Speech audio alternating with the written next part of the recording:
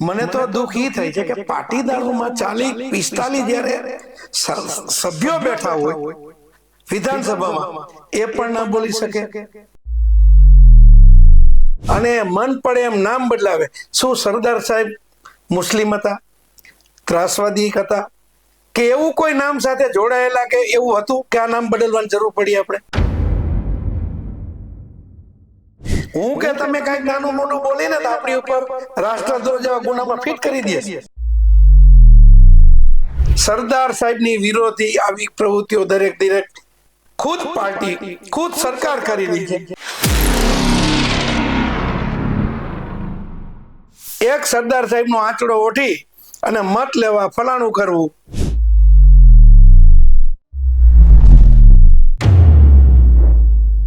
આમ તો ભારત વિવિધતામાં એકતા ધરાવતો દેશ છે. આ દેશ માટે આ વાક્ય ઘણા વર્ષોથી કહેવામાં આવે છે, પણ ક્યારેક આપણને પ્રશ્ન થાય કે જો આ વિવિધતા જ આપણી એકતા અને અખંડિતતાને તોડવાનું કારણ બની જાય તો? અત્યારે આવો જ કંઈક મુદ્દો ભારતભરમાં ચર્ચાઈ રહ્યો છે. મહારાષ્ટ્ર અને ગુજરાતની અંદર પ્રાંતવાદ અને ભાષાવાદ ઊભા કરવાના જે પ્રયાસો છે એ થઈ રહ્યા છે, પરંતુ આ પ્રયાસો પોતાની રાજકીય છબીને સુધારવા માટે કરવા કેટલા યોગ્ય છે? આ જ પ્રશ્ન પર આજે આપણે ચર્ચા કરવી છે ને ચર્ચા કરવા માટે આમ આદમી પાર્ટીમાંથી શિવલાલ બારસિયા આજે આપણી સાથે જોડાયા છે. શિવલાલભાઈ, રાજ ઠાકરેનું આ ભાષાવાદ કે પ્રાંતવાદને પ્રોત્સાહન આપતું આ જે નિવેદન છે એના વિશે આપ શું કહેશો?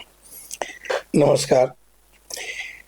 જે નિવેદન સરદાર સાહેબ અને મોરારજી દેસાઈ, પૂર્વ આપણા વડાપ્રધાન, એમના માટે જે નિવેદન થયું છે, આ ઘણીવાર આ વાત બહાર આવે ને એના મૂળમાં ક્યાંક ને ક્યાંક કંઈક પડ્યું છે. એક હું આપને કહેવત કહું કે ગરીબ માણસ હોય ને એની બહુ આખા ગામની ભાભી. આવું એક એટલે જ્યાં આપણું હલકું, જ્યાં હલકાઈ આપણી જ્યાં નબળું પડતું જાય એની ઉપર આ બધાનો એટેક થતો જાય છે. હું આપને મૂળમાંથી વાત કરું કે સરદાર સાહેબ જૈનમાં કરમસદમાં, એ કરમસદનું એનું અત્યારે એનું જન્મ સ્થળ સરકારે ક્યારે એમાં ધ્યાન દીધું? બાજુમાં વડાપ્રધાન શ્રી સ્ટેચ્યુ ઓફ યુનિટી જાય આવે તો ક્યારેય આપણે જન્મ સ્થળે પુષ્પાંજલિ કે ત્યાં ક્યારેય નહીં ગયા હોય. હું બીજી વાત કરું કે હમણાં તો કંઈક ગામનું નામ બદલવાની વાત ચાલતી હતી, એ પણ પ્રપોઝલ આવે ને એટલે ક્યાંક ને ક્યાંક સરદાર સાહેબને સાઈડ ટુ કટ કા કરવા માંગે છે.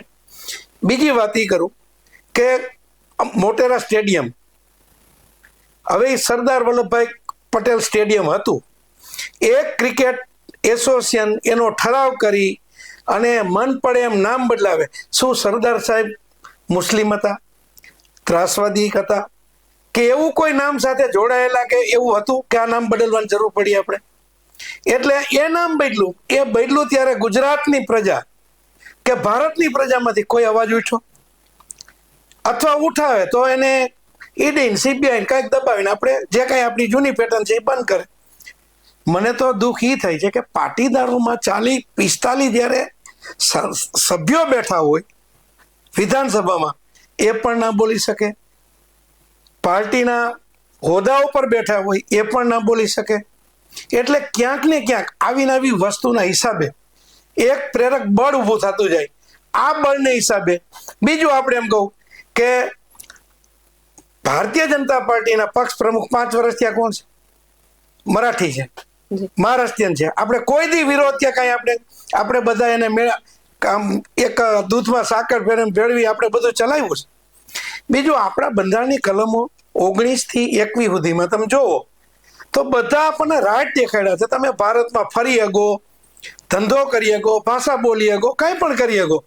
તો પ્રાંતવાદ છે નો આપણા એક વેપારીને રિસન્ટલી કદાચ 10-15 દીમાં મરાઠી ન બોલતો ને માયરો. આ પાછો મારે મક્કમ ને એવા શબ્દો આપણામાં તો ન બોલવો જોઈએ. નો ભૂપેન્દ્રભાઈનું સ્ટેટમેન્ટ આવ્યું, નો આપણા વડાપ્રધાનનું આવ્યું, નો પાટીલ સાહેબે સ્ટેટમેન્ટ કર્યું. એટલે ક્યાંક ને ક્યાંક ગુજરાતી ઉપર અન્યાય ગુજરાત ઉપર થતો જાય. પહેલા આપણા ઉપર શરૂ કર્યું, હવે આ વધીને આગળ વધતું ગયું. એટલે રાજ ઠાકરેને હિંમત થઈ એટલે એના બે વિશે નિવેદન કર્યું. કેન્દ્રમાં બીજેપીની સરકાર, સ્ટેટમાં બીજેપીની સરકાર, મહારાષ્ટ્રમાં બીજેપીની સરકાર. હું કે તમે કાંઈક નાનું મોટું બોલીને તો આપણી ઉપર રાષ્ટ્રદ્રોહ જેવા ગુનામાં ફિટ કરી દે.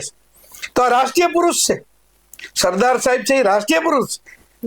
મોરારજી દેસાઈ છે એ એક આપણા વડાપ્રધાન હતા. આ વ્યક્તિ વિશે ટિપ્પણી અંતે કરવી હોય તો આ લોકો કઈ એક્શન નથી લઈ શકતા. અને એવું પાછું વ્યવસ્થિત એવું કાંઈ નથી કે એને બોલવું પડે. સરદાર સાહેબે જો આખા એ ભારતને જો એક કરવામાં એમનો જે સિંહ ફાળો હોય તો એને આ પ્રાંતવાદમાં આવું બોલે તો આ લોકો, હું એમ કહું છું કે બોલે એને કઈક એની ટીઆરપી જોઈ, એને બીજું કઈ કામ નથી કે મીડિયામાં સુરખી કાતે લેવો, જે કઈ કરવું છે. પણ આટલા બધા છે એ કેમ કઈ કરતા નથી. આનો મતલબ એવો થાય છે કે ધીમે ધીમે કાં તો સરદાર સાહેબને સાઈડ ટુ કટ કરવાનું અને મોદી સાહેબને મોટું થવાનું મને એવું લાગે છે, અથવા પાર્ટીમાં આવી રીતે મોટું થવું હોય એવું થઈ રહે. મારી દ્રષ્ટિએ આ લાગે છે. બીજી વસ્તુ હું કહું કે આ વસ્તુને આમ તો ઓલું પ્રાધાન્ય જ ન દેવું જોઈએ, આને મોટા જ ન કરવા જોઈએ. એ બોયલા હતી એ કચરામાં ફેંકી દો, બોયલા હતી એની બુદ્ધિમાં અથવા એના વિવેક બુદ્ધિથી બોયલા એને આપણે શું કામ આમાં ધ્યાન ઉપર લેવું જોઈએ. પણ સાથે સાથે હું વેદના અને દુઃખ સાથે એમ કહું છું કે ગુજરાતમાં સરદાર સાહેબની વિરોધી આવી પ્રવૃત્તિઓ દરેક ખુદ પાર્ટી ખુદ સરકાર કરી રહી છે. એટલે બીજાને પ્રેરક બળ મળે છે. એટલે પ્રજાએ જાગવાની જરૂર છે. આ લોકો દંભી રાજકારણી, ખોટા રાજકારણી અને એક સરદાર સાહેબનો આંચડો ઓઠી અને મત લેવા ફલાણું કરવું. સત્તા ઉપર તો એટલે જ આવ્યા ને કે ભાઈ કોંગ્રેસ છે એ જવાહરલાલને મોટા કરે, ભાજપ છે એ સરદાર સાહેબને મોટા કરે, મોટા હાથે કરીને પોતે સત્તા લઈ લીધી પછી એને જ કાપવાની શરૂ કરી દીધી. આ વ્યાજબી નથી. મારા હિસાબે તો બહુ ખોટું છે. અને હું રાજ ઠાકરેની આ વાતને વખોડું છું અને સરકારમાં મારે વિનંતી કરું છું કે આની ઉપર ફરિયાદ દાખલ થવી જોઈએ. અને ત્રણેય તમારી સરકાર છે, એક નથી કે અહીંયા હોય ને વાં બચાવે કે આતે થાય. એક ઓલા અનરમ ગોસ્વામી કે એવું કઈક અર્નબ ગોસ્વામી એને કઈક સરકાર વિરુદ્ધ ને બોલ્યા હતા તો કેમ શિવસેના વાળી સરકાર એની ઘરે જઈને સવારે ઉઠાડીને લઈ આવી. ધારે તો બધું કરીએ કેમ છે, કરવું નથી. કરે તો ત્યાં એનું ભાંગે છે અથવા એને ક્યાંક ને ક્યાંક છે. પણ મને એવું લાગે છે કે એને એની બીક નથી. અહીંયા સાઈડ ટુ કટ સરદાર સાહેબને કરું. આ બહુ દુઃખની વાત છે અને ખેદ સાથે કહું છું સરકાર એની ઉપર પગલા લેવા જોઈએ. અને શિવલાલભાઈ, જે રીતે આ ભાષાવાદ ને પ્રાંતવાદ ગુજરાત અને મહારાષ્ટ્ર આ બંને પાડોશી રાજ્યો છે, આ રાજ્યોની જે એકતા છે એને અસર કરતા આ જે ભાષાવાદ અને આ રાજકારણીઓના નિવેદન અને એની સાથે જે સામાન્ય લોકો છે એની અંદર પણ એકબીજા માટે જે દ્વેષ ભાવ પ્રવર્તી રહ્યો છે ને વધી રહ્યો છે. લોકો એકબીજાને પોતાની જે માતૃભાષા છે બોલવા માટે એ લોકો પર પ્રેશર બનાવી રહ્યા છે. અને હમણાં જ આપણે જોયું કે કચ્છના રાપરના જે ધારાસભ્ય છે એમની મુંબઈમાં એક ઓફિસ છે ને ઓફિસનું જે નામ છે એનું બેનર છે એ ગુજરાતી ભાષામાં હતું, જેને મનસેના કાર્યકર્તાઓએ કઢાવી અને એને મરાઠીમાં કરાવડાવ્યું. આ દબાણપૂર્વક પોતાની ભાષાને બીજા ઉપર થોપી દેવી કેટલી હદે યોગ્ય છે? મેં આપને એક વાત કરી ને કે આ લોકો ધીમે અત્યારે ગામમાં ગુંડો હોય ને, ગુંડો એ પેલા એક સામાન્ય માણસને એક ફડાકો મારે એટલે 15-20 જણા જોવે. ઓહ, પછી બીજે દિવસે થોડુંક આગળ હાલીને બીજાને એકાદો ફડાકો મારે. એટલે આ એક પ્રક્રિયા છે. પછી જો કોઈ સ્ટ્રોંગ માણસને મારવા જાય ને એમ કે મારજી એટલે એને એમ કે મેં તને માર્યું. આ એક પ્રક્રિયા છે. ગુજરાતીમાં બોર્ડ હતું એ બદલાવ્યું, અહીંયા આ લોકોએ નામ બદલાવ્યું. આ ધીમેની એક પ્રક્રિયા છે. આને જેમ ઉગતા ડામી ન દઈ તો બહુ ખોટું થશે. હું એમ કહું કે આઝાદીમાં ગુજરાત અને મહારાષ્ટ્ર એટલે આપણે મહારાષ્ટ્ર આપણા હજી કાયદામાં BPM મુંબઈ એક ફલાણું હજી બોલાય છે.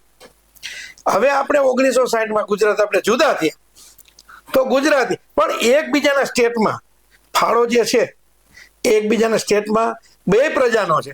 એમાં પ્રાંતવાદ ભાષા તમને મજા આવે બોલો ને, તમે મજા આવે એમાં તમારું કરો ને.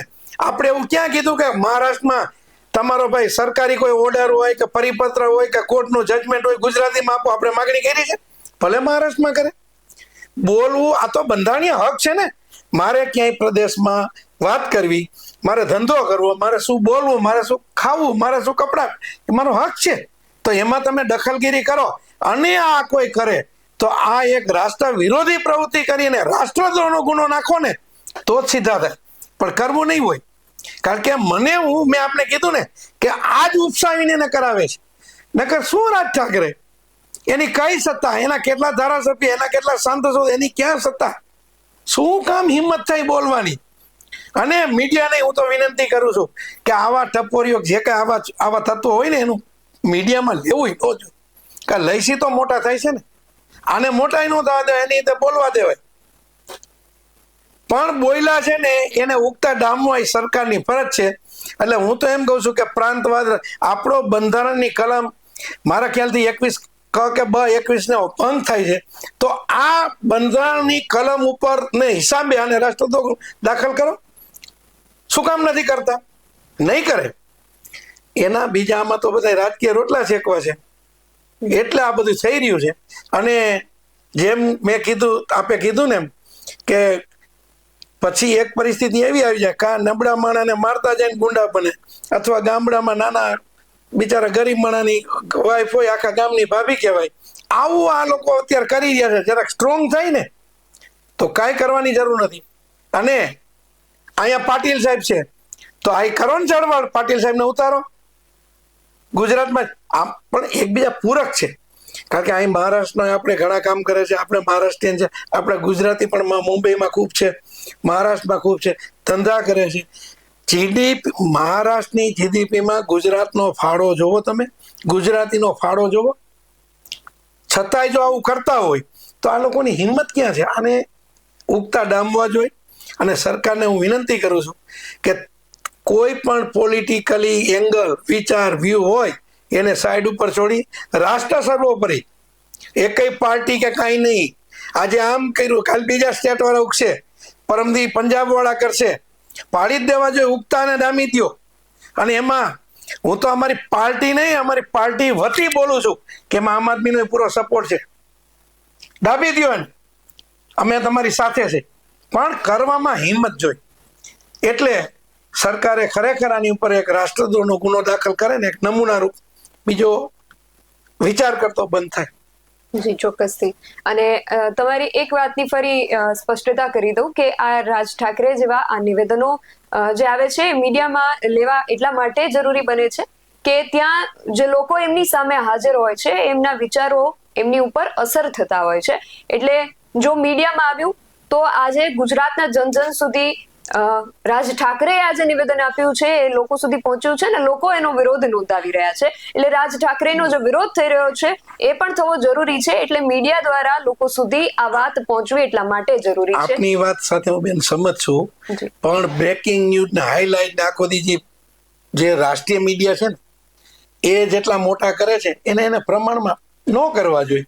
એકા ભલે આવી ગયું ને કર્યું છે, ભલે પ્રજા જન સુધી પહોંચે, પણ એને મોટા થવાની હિસાબે ટીઆરપી મેળવવા અથવા એ લોકોને આવું કંઈક જાણો, આવું કંઈક બહુ મોટું થાય એટલે એમ થાય કે મેં કંઈક બોલ્યો પ્રજા મારી નોંધ લે કે મીડિયાએ નોંધ લીધી.